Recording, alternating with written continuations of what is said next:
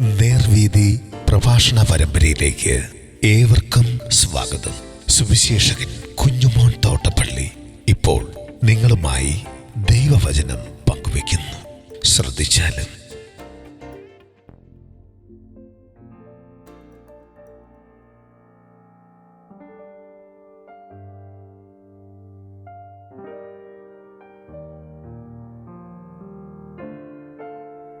ലാസറെയും കൊല്ലണം. ദൈവനാമത്തിന് മഹത്വം ഉണ്ടാകട്ടെ. യോഹന്നാൻ സുവിശേഷം 12-ാം അധ്യായത്തിൻ്റെ 9 മുതൽ 11 വരെ ഞാൻ വായിക്കുന്നത് ശ്രദ്ധിച്ചാൽ, അവനവിടെ ഉണ്ടെന്ന് അറിഞ്ഞിട്ട് യഹൂദന്മാരുടെ ഒരു വലിയ പുരുഷാരം യേശുവിൻ്റെ നിമിത്തം മാത്രമല്ല, അവൻ മരിച്ചവരിൽ നിന്ന് ഉയർപ്പിച്ച ലാസറെ കാണുവാനുമായി വന്നു. അവൻ ഹേതുവായി അനേകം യഹൂദന്മാർ ചെന്ന് യേശുവിൽ വിശ്വസിക്കാൻ ലാസറെയും കൊല്ലണം എന്ന് മഹാപുരോഹിതന്മാർ ആലോചിച്ചു.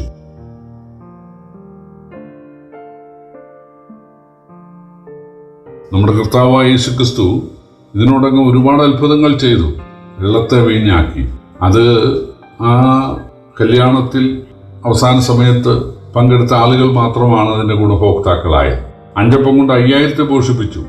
5000 ആളുകളാണ് അതിൻ്റെ ഗുണഭോക്താക്കൾ ആയത്. പിന്നെ 7 അപ്പം കൊണ്ട് 4000 പോഷിപ്പിച്ചു. ആ 4000 പേരാണ് അതിന് ഗുണഭോക്താക്കളായത്. പക്ഷെ അതൊക്കെ സംഭവിച്ചത് ഗ്രാമങ്ങളിലാണ്, പ്രത്യേകിച്ച് ഗലീല പ്രദേശങ്ങളിലാണ്. എന്നാൽ ഇത് യഹൂദയിലാണ്, യെരുശലേമിന് അടുത്താണ്, ദേവാലയത്തിൻ്റെ മഹാപുരോഹിതന്മാരുടെ മൂക്കിന് താഴെയാണ്. അവിടെ യേശു മരിച്ച ഒരാളെ ഉയർപ്പിച്ചിരിക്കുകയാണ്.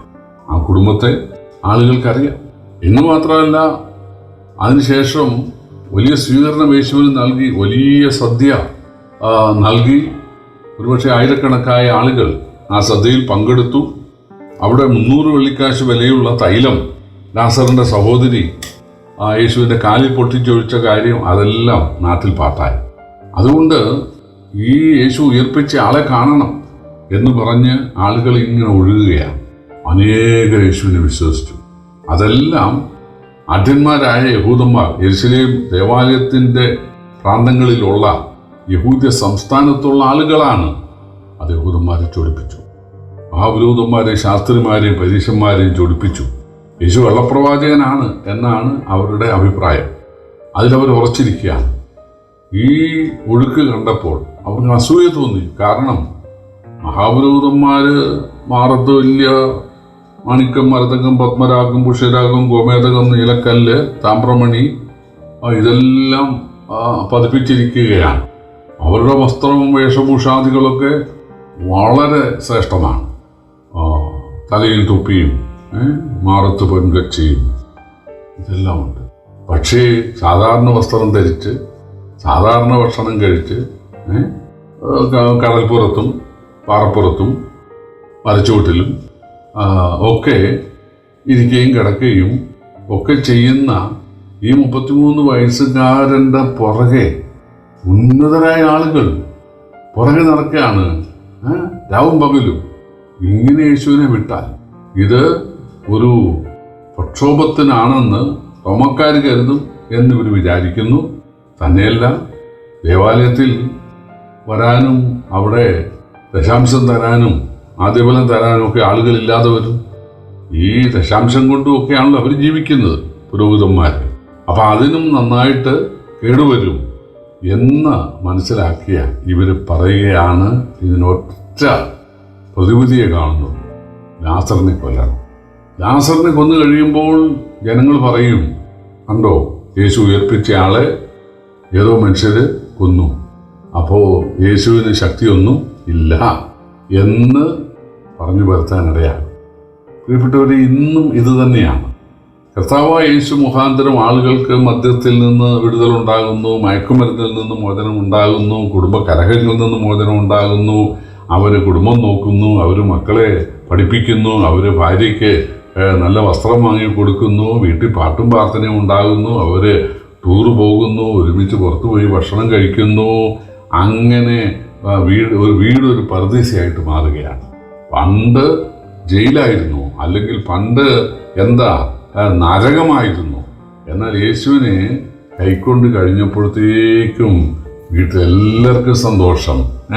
പിള്ളേർക്ക് പഠിക്കാൻ ബുദ്ധി ഉണ്ടാകുന്നു, അവര് പഠിച്ചു മിടുക്കരാകുന്നു. നല്ല വിവാഹ ബന്ധങ്ങൾ ആ വീട്ടിലുണ്ടാകുന്നു, ഉന്നത വിദ്യാഭ്യാസവും നല്ല ജോലിയും അവർക്കുണ്ടാകുന്നു, വിദേശ ജോലി അവർക്കുണ്ടാകുന്നു. അവരുടെ കുടിലൊക്കെ മാറി നല്ല ഒന്നാന്തരം വീടാകുന്നു, അവരുടെ വീട്ടിൽ ഒന്നാന്തരം കാറുകളും ഉണ്ടാകാൻ ഇടയാകുന്നു, നല്ല വസ്ത്രം ധരിക്കാൻ ഇടയാകുന്നു. ദേശത്ത് അവർ മാന്യരായി തീരാണ്. പുരാതന പണക്കാരൊക്കെ ക്ഷയിച്ച് പാപ്പരായിട്ട് വഴി കിടന്ന് ഓടെ കിടക്കുമ്പോൾ ഇവര് മാന്യന്മാരായിട്ട് തീരുകയാണ്. അവർ പഞ്ചായത്തിൽ മെമ്പർമാരാകുന്നു, അല്ലെങ്കിൽ MLA ആകുന്നു, MP ആകുന്നു. അവരുടെ മക്കള് പോലീസ് ഡിപ്പാർട്ട്മെന്റിലോ അല്ലെങ്കിൽ IAS തലത്തിലോ ഒക്കെ ഉയരാനിടയാകുന്നു. ഇതൊക്കെ കാണുമ്പോൾ ആളുകൾക്ക് വാസ്തവത്തിൽ യേശുവിനോടാണ് ദേഷ്യം വരേണ്ടതെങ്കിൽ യേശുവിനെ പിടിക്കാൻ പറ്റാത്തത് കൊണ്ട് ഈ ആളുകളെ രാജ്യദ്രോഹികളായിട്ട് എങ്ങനെയും അവരെ പിടിപ്പിക്കാൻ പറ്റുമോ, ED കൊണ്ട് പിടിപ്പിക്കാൻ പറ്റുമോ, അല്ലെങ്കിൽ അവരുടെ FCR അതിനെ തടഞ്ഞിട്ട് നമുക്ക് ഇവരെ കൊടുക്കാൻ പറ്റുമോ, എങ്ങനെയെങ്കിലും ഇവരെ കൊടുക്കാൻ പറ്റുമോ, ഇതാണ് ആളുകൾ ചിന്തിക്കുന്നത്. അവരൊരു പരിശോധന നടത്തിയാൽ അവിടെ ശല്യം ഉണ്ടാക്കുന്നു, ഒരു വീട് സന്ദർശനം നടത്തിയാൽ അവിടെ ശല്യം, ഒരു ട്രാക്ട് കൊടുത്താൽ അവിടെ ശല്യം ഉണ്ടാക്കുന്നു. പ്രിയപ്പെട്ടവരെ, ഇത് ലോകം മുഴുവൻ നടന്നുകൊണ്ടിരിക്കുകയാണ്. യേശുവിനോടുള്ള വിരോധം യേശുവിൻ്റെ ആളുകളോട് തീർക്കുകയാണ്. യേശു ഒരു കുടുംബത്തിന്, അവിടെ മരിച്ചുപോയ ഒരാൾക്ക്, ഒരു യുവാവിന് അവനെ ഉയർപ്പിച്ചു. ആ കുടുംബത്തിന് ആ സന്തോഷം നൽകി. അവരുടെ ബന്ധുക്കൾക്ക്, മിത്രങ്ങൾക്ക്, ആ നാടിനൊക്കെ ഒരു അനുഗ്രഹം നൽകി. അതിലങ്ങ് സന്തോഷിച്ചാൽ മതി? ഇല്ല, അവര് യേശുവിനെ കൊല്ലണമെന്ന് ആദ്യം പറഞ്ഞു, പക്ഷേ യേശുവിനെ പിടികിട്ടുന്നില്ല. അപ്പം ലാസറിനെ കൊല്ലണം. പ്രിയപ്പെട്ടവർ, യേശു അത് പറഞ്ഞിരുന്നു. നിങ്ങളെ കൊല്ലുന്നത് ഒരു വഴിപാടായിട്ട് ചിന്തിക്കുന്ന ഒരു കാലം ഉണ്ടാകും. ആളുകൾ നിങ്ങളെ ഓടിക്കും, നിങ്ങളെ ഉപദ്രവിക്കും. ഗുരുവിനെ ഉപദ്രവിച്ചവർ ശിഷ്യന് എത്രയധികം.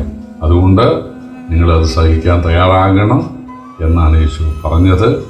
പ്രിയപ്പെട്ടവരെ, ഈ നല്ല കർത്താവിനായിട്ട് നമ്മുടെ സമയവും ആരോഗ്യവും നമ്മുടെ കഴിവുമൊക്കെ നമുക്ക് ചെലവഴിക്കാം.